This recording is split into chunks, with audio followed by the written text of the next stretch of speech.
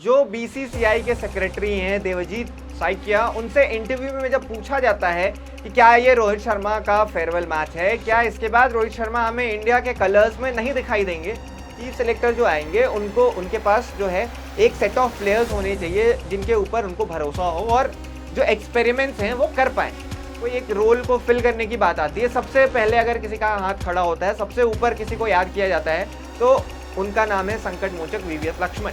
Chief selector के बारे में ये बोला जाता है कि उस इंग्लैंड सीरीज के पहले रोहित शर्मा को उन लोगों ने बता दिया था कि ये रोहित शर्मा के लिए आखिरी सीरीज है और वो उनको ओडीआई वर्ल्ड कप के लिए नहीं देख रहे आगे जाते हुए। क्या इंडियन क्रिकेट के चीफ सेलेक्टर अजीत अगरकर की कुर्सी जाने वाली है? सबसे बड़ा सवाल जो है पिछले कुछ दिनों से यही सोशल मीडिया पे सर्कुलेट हो रहा है कि शायद अब हमें जो है अजीत अगरकर चीफ सेलेक्टर के पोजीशन से हटते हुए दिखाई दे। अजीत अगरकर वो नाम है जो इंडियन क्रिकेट के इतिहास के सबसे सक्सेसफुल सिलेक्टर में से एक माने जाते हैं, जिनके कार्यकाल में इंडियन क्रिकेट ने बहुत सारी ट्रॉफीज जीती हैं। लेकिन अब जो खबरें आ रही हैं उसके अनुसार ये माना जा रहा है कि शायद अब वो अपना पोजीशन जो है वो लूज करते हुए दिखाई देंगे और उनको रिप्लेस करेगा इंडियन क्रिकेट में एक ऐसा चेहरा जिनकी बहुत ज़्यादा इज्जत है, जो बहुत ज़्यादा रेप्यूटेड क्रिकेटर रह चुके हैं, जो एक लेजेंड रह चुके हैं इंडियन क्रिकेट के। तो इस पूरे मामले को जानने के लिए कि कौन है वो चेहरा और क्यों अजीत अगरकर को उनके पोजीशन से हटाने की बात की जा रही है, वीडियो के अंत तक जरूर बने रहिएगा।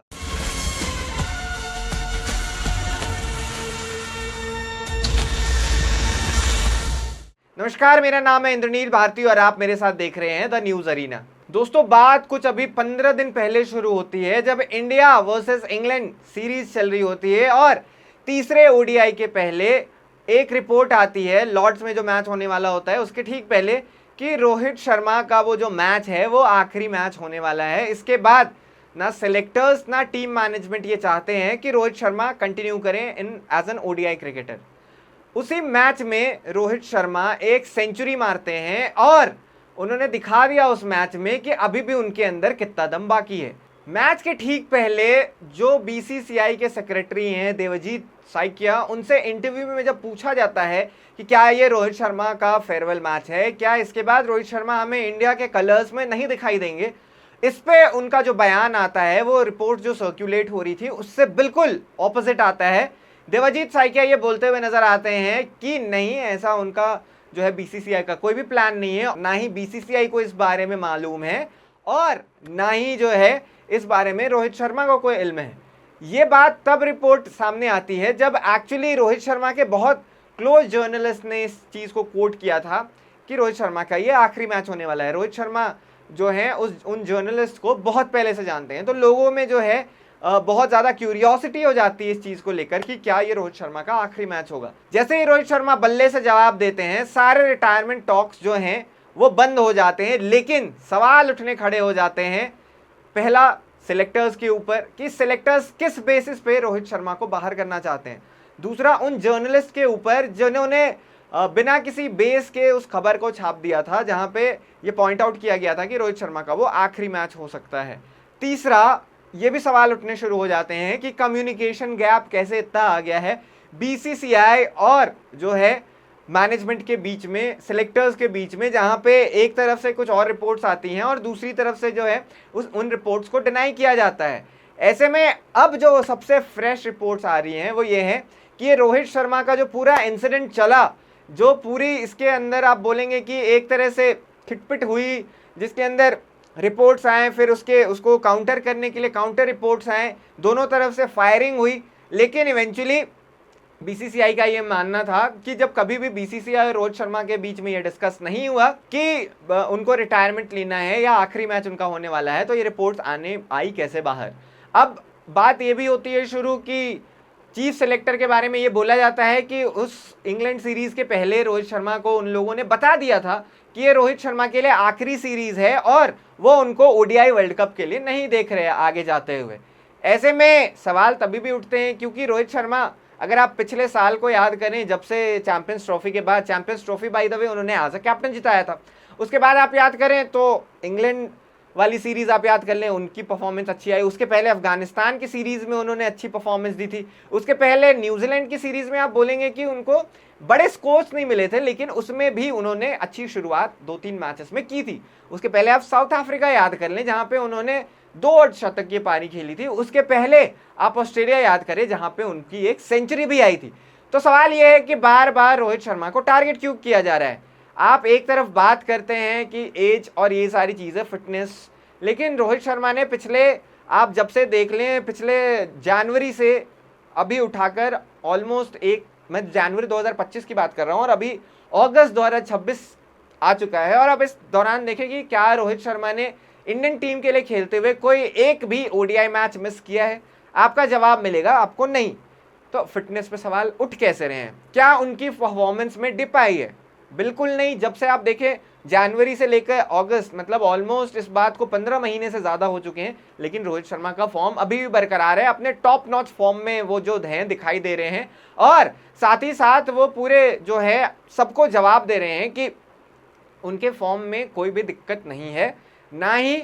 उनको आप 2027 वर्ल्ड कप के कंटेंशन से बाहर रख सकते हैं। अब आप उनको कंटेंशन से बाहर तभी रख सकते हैं जब या तो उनको एक बड़ी इंजरी आ जाती है, या तो उनके फॉर्म में बहुत ज़्यादा डिप आ जाता है, या आप उनको देखें कि एज उनके ऊपर बहुत ज़्यादा जो है हावी होता हुआ दिखाई दे रहा है और रिफ्लेक्सेस वगैरह उनके काम नहीं कर रहे। लेकिन उसके बिना आप रोहित शर्मा को किस बेसिस पे बाहर कर सकते हैं? जहां तक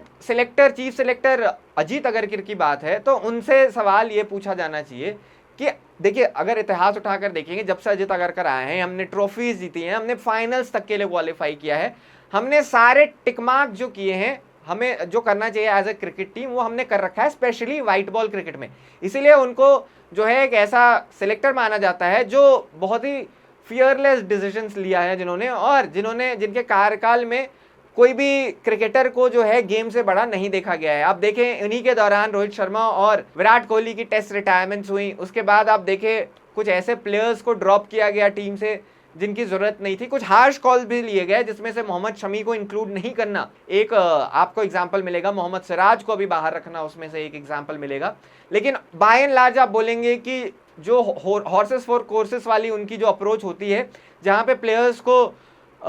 सिचुएशन, कंडीशन और इन सभी चीज़ों को देखकर चुना जाता है, उसमें बखूबी जो है सक्सेसफुल रही है team as far as white ball is concern. लेकिन ये चीज़ आप रेड बॉल क्रिकेट में नहीं बोल सकते, क्योंकि अजीत अगरकर रेड बॉल में इतने बड़े, इनफैक्ट आप पूरी टीम मैनेजमेंट की भी इस पर बात कर सकते हैं कि रेड बॉल क्रिकेट में इतना सक्सेसफुल ये लोग नहीं हुए हैं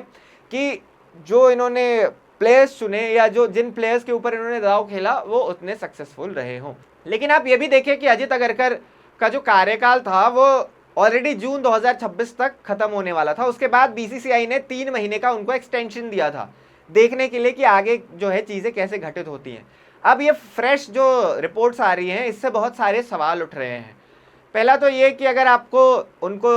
एक्चुअली भगाना ही था, उनके पोस्ट से खाली करानी ही थी, तो आपने उनको 3 महीने का एक्सटेंशन क्यों दिया? अगर आपको उनको पहले ही हटाना था तो आप ये मेक श्योर करते कि जो नया सिलेक्टर है उसको एम्पल अमाउंट ऑफ टाइम मिलता अगले वर्ल्ड कप के पहले। अगला वर्ल्ड कप जो है अब उसमें 1 साल का समय बच रहा है, और चीफ सेलेक्टर जो आएंगे उनको उनके पास जो है एक सेट ऑफ प्लेयर्स होने चाहिए जिनके ऊपर उनको भरोसा हो और जो एक्सपेरिमेंट्स हैं वो कर पाएँ। अब ऐसे में सबसे ऊपर जो नाम आ रहा है, जिनकी बात सबसे ज़्यादा की जा रही है, वो भारतीय क्रिकेट के, अगर आप कोचिंग मैनेजमेंट की बात करें तो वो इंडियन क्रिकेट के संकट मोचक हैं। संकट मोचक मैं उनको क्यों बुला रहा हूँ? क्योंकि जब भी इंडियन टीम को कोई स्कार्सिटी आती है या कहीं पे किसी को आप बोलेंगे कि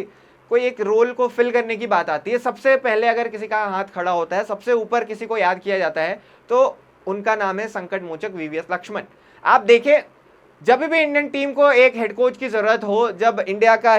के जो मेन हेड कोच हैं, या वो राहुल द्रविड़ के समय की आप बात कर लें या उनके बाद गौतम गंभीर के समय की बात कर लें, जब भी ज़रूरत पड़ती थी रोल को भरने के लिए, हमेशा वीवीएस लक्ष्मण। एनसीए का हेड बनाया गया उन्हें, जब वो खुद कोचिंग ड्यूटी करना चाहते थे तभी भी उन्होंने उस चीज़ को एक्सेप्ट कर लिया। उसके बाद आप देखें, अभी वीवीएस लक्ष्मण को जिम्बाब्वे भेजा गया था। मतलब आप देखें, जब भी अंडर 19 ग्रुप या ए ग्रुप या जब मेन साइड को जरूरत होती है तो वीवीएस लक्ष्मण उसमें सीधा, मतलब बिल्कुल आप बोलेंगे खड़े होते हैं उस रोल से। आप ये बोलेंगे कि कभी भी भागने को नहीं देखते। तो ऐसे में वीवीएस लक्ष्मण को शायद बीसीसीआई कंसिडर कर रही है उस पोस्ट के लिए, और बीसीसीआई को लगता है कि सबसे ज़्यादा अगर किसी एक चेहरे पे भरोसा किया जाना चाहिए तो वीवीएस लक्ष्मण है, जिनके ऊपर हमने बार बार रिस्पॉन्सिबिलिटीज़ देख रखी है और उन्होंने उन सारे रिस्पॉन्सिबिलिटीज के ऊपर बहुत जबरदस्त तरीके से काम किया है। क्या वीवीएस लक्ष्मण जो खुद कोच बनना चाहते थे, जिन्होंने 2024 में भी इसके लिए जो है कोशिश की थी, in fact next in line Rahul Dravid के बाद वही थे, बीसीसीआई ने 2022 में ही उनसे ये बात कही थी, लेकिन अचानक से गौतम गंभीर की एंट्री होती है और वो लीपफ्रॉग करके ऊपर चले जाते हैं। 2022 में भी जब राहुल द्रविड़ को लाया गया था, उस समय पे भी यह बात चल रही थी कि वीवीएस लक्ष्मण को कंसिडर किया जा सकता है 2021 के एंड में, मतलब ऑलमोस्ट 2022 आते हुए। उस टाइम पे भी वीवीएस लक्ष्मण ने सैक्रिफाइस किया, एनसीए के हेड बने। तो क्या वीवीएस लक्ष्मण इस पोजीशन पे आने को देखेंगे? क्या लक्ष्मण जो हैं वो सिलेक्टर के रोल को इतना ऊपर देखते हैं कि उस पोजीशन पे वो मान जाएं, इस चीज़ को जो है उस एक्सेप्ट कर ले कि वो नेक्स्ट सिलेक्टर होंगे इंडिया के? क्योंकि रिपोर्ट्स ये भी आ रही थी कि अब वो अपनी ड्यूटी से रिलीव होना चाहते हैं, जो एनसीए में उनका रोल है as the chief of NCA और ये सारी चीज़ें। तो क्या वीवीएस लक्ष्मण जो है हमारे नेक्स्ट सिलेक्टर होंगे, या अजित अगरकर का जो फेट है, जिसकी बात की जा रही है कि अभी 2 टेस्ट मैचेस होने वाले हैं, उस पर डिपेंड करता है क्या अजित अगरकर जो है 27 वर्ल्ड कप तक कंटिन्यू करते हैं और अपनी कुर्सी बचाने में है जो सक्सेसफुल रहते हैं। आपकी क्या राय है दोस्तों? क्या वीवीएस लक्ष्मण को एज अ चीफ सिलेक्टर आ जाना चाहिए टीम में?